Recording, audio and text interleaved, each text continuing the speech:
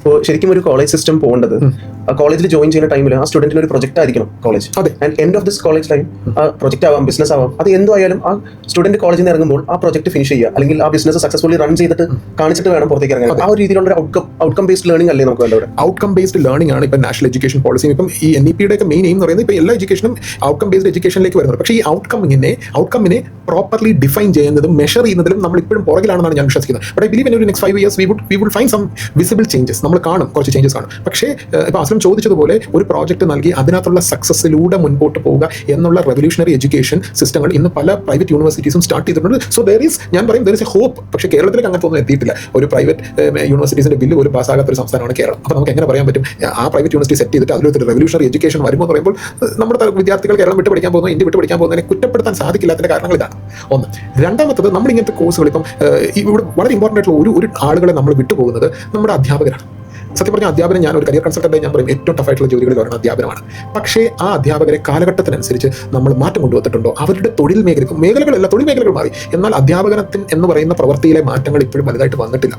പലപ്പോഴും ഇന്നിപ്പോൾ ഇങ്ങനത്തെ ഒരു പ്രോജക്റ്റ്, ഇപ്പം നേരത്തെ അസ്ലം ചോദിച്ചു, ഒരു പ്രോജക്റ്റിനെ ഒരു കോഴ്സിന്റെ ഭാഗമാക്കി ആ പ്രോജക്റ്റിനെ ഇംപ്ലിമെന്റ് ചെയ്ത് ഇപ്പോൾ ഒരു ബിസിനസ് മോഡൽ ആണെങ്കിൽ അതിനെ സക്സസ്ഫുൾ ചെയ്ത് മുമ്പോട്ട് വന്ന ഇത് ആരെ മോണിറ്റർ ചെയ്യുന്നത്? ടീച്ചേഴ്സ്.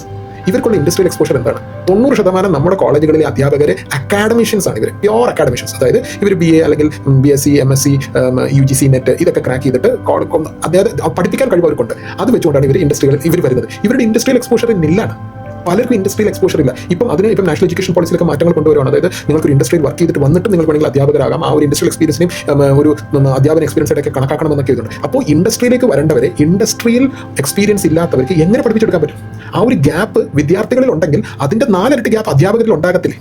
അതായത് ഇപ്പം ഒരു വളരെ സിമ്പിൾ ആയിട്ട് ചോദിച്ചാൽ, ഒരു ഫിനാൻഷ്യൽ അക്കൗണ്ടിംഗ് പഠിപ്പിക്കുന്ന ഒരു അധ്യാപകന് ACCയുടെ ഓഡിറ്റിംഗ് എങ്ങനെയാണ് ഒരു ACCയിൽ പഠിപ്പിക്കുന്നത് എന്നുള്ളത് മനസ്സിലാക്കാൻ തിയറി മാത്രമല്ല, ഓഡിറ്റിംഗ് എങ്ങനെ നടക്കുന്നു എന്നുള്ളതിന്റെ പ്രാക്ടിക്കാലിറ്റി അദ്ദേഹത്തിന് മനസ്സിലാക്കാതെ അദ്ദേഹത്തിന് എങ്ങനെ പറയാൻ പറ്റും?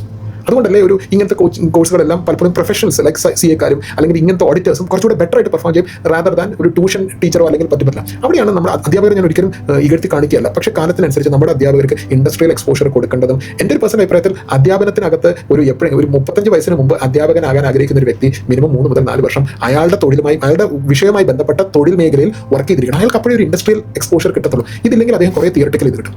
ഇതിപ്പം AICTയും അതുപോലെ UGC ഒക്കെ കുറേ teacher training program, faculty development programs എല്ലാം നടത്തുന്നുണ്ട്. പക്ഷേ ആ പ്രോഗ്രാംസ് എല്ലാം പുതിയ ടെക്നോളജി അവരുടെ മുമ്പിൽ അവതരിപ്പിക്കുക എന്നല്ലാതെ ഇതെങ്ങനെയാണ് ഒരു ഇൻഡസ്ട്രി എന്നുള്ളത് ഇവർക്ക് പലപ്പോഴും ഐഡിയ കിട്ടുന്നില്ല. അപ്പോൾ ഇതെല്ലാം കൂടി ചേർക്കുമ്പോൾ എന്ത് പറ്റുന്നു? നമ്മൾ ഡ്രൈവിംഗ് എങ്ങനെയാണ് പഠിക്കേണ്ടതെന്നുള്ളത് ബുക്ക് നോക്കി പഠിക്കുന്ന ഒരു അവസ്ഥയിലേക്കാണ് ഇന്നത്തെ അഡ്വാൻസ്ഡ് സ്കിൽ ഡെവലപ്മെന്റ് ആവശ്യമുള്ള കോഴ്സുകളുടെ വിദ്യാഭ്യാസം എത്തിക്കൊണ്ടിരിക്കുന്നത്. അപ്പോൾ ഇൻഡസ്ട്രിയൽ എക്സ്പേർട്സ് അല്ലെങ്കിൽ ഇൻഡസ്ട്രിയുമായി ബന്ധപ്പെട്ട ഇൻഡസ്ട്രി എഡ്യൂക്കേഷനെ ലീഡ് ചെയ്യുന്ന എഡ്യൂക്കേഷൻ രീതിയിലേക്ക് മാറണം. വിദേശത്തൊക്കെ അങ്ങനെയാണ്. ഇന്നിപ്പോൾ നമ്മൾ നോക്കിയാൽ നമ്മുടെ നാട്ടിലെ അറിയപ്പെടുന്ന പല ഇൻസ്റ്റിറ്റ്യൂട്ടുകൾ, ഇപ്പം IIT-കൾ, IIM-കൾ, ഇവരെല്ലാം ആ തരത്തിലാണ്. ഇവരാണ് ഇന്നിപ്പം IIM ഒക്കെയാണ് പലപ്പോഴും ഈ ഗവൺമെന്റിന്റെയും അതുപോലെ പ്രൈവറ്റുകളുടെയും പല കമ്പനികളുടെയും ബിസിനസ് സ്ട്രാറ്റജി കൺസൾട്ടൻസി ചെയ്യുന്നത് അവരൊക്കെയാണ്. വിദേശത്തൊക്കെ യൂണിവേഴ്സിറ്റികളാണ് പല റിസർച്ച് പ്രോജക്റ്റുകളിൽ കമ്പനികൾ യൂണിവേഴ്സിറ്റികളായിട്ട് അസോസിയേറ്റ് ചെയ്ത് വയ്ക്കുന്നത്. ഇവിടെ എത്ര കമ്പനികൾ ഇന്ത്യയിൽ അല്ലെങ്കിൽ കേരളത്തിൽ ഒരു കോളേജുമായിട്ട് അസോസിയേറ്റ് ചെയ്ത് വർക്ക് ചെയ്യുന്നുണ്ട്? അപ്പോൾ ഇവിടെ കോളേജുകൾ എന്ന് പറയുന്നത് ഒരു കൂട്ടിനകത്ത് ഇട്ടിരിക്കുന്ന ഒരു തത്തയാണ്. അത് ഇടയ്ക്കിടയ്ക്ക് വന്ന് ഇങ്ങനെ കുട്ടികളെ എല്ലാ വർഷമാകുമ്പോൾ ഒരു ഫാക്ടറി പോലെ പാസ്സാക്കിപ്പിച്ച് വിടും. അതിനപ്പുറം ഒന്നും നടക്കുന്നില്ല.